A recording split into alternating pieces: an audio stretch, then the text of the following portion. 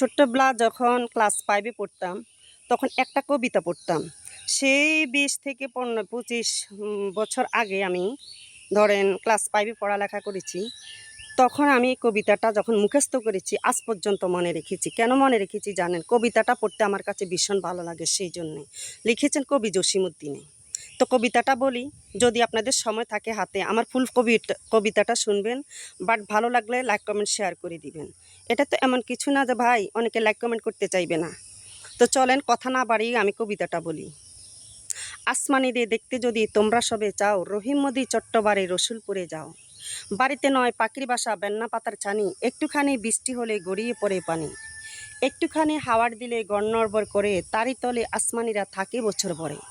পেটটি ভরে পায় না খেতে, বুকের ককান হাড় সাক্ষী দিচ্ছে অনাহারে কদিন গেছে তার। মিষ্টি তাহা মুখটি হতে হাসি প্রতিব্রাসী, থাপড়িতে নিবিয়ে গেছে দারুণ অভাব হাসি। পরনে তার শতেক তালি শতেক চিয়া বাস, সোনালি তা গারবরণে করেছে উপহাস। ভোমরা কালো চোখ দুটোতে নেই কোনো হাসি, সেখান দিয়ে গড়ে পড়ে অশ্রু রাশি রাশি। বাঁশির মতোর সুরটি গলার ক্ষয় হয়ে তাই কেঁদে, হয়নি সুজন লাগে যে সেই গানের সুরে বেঁধে।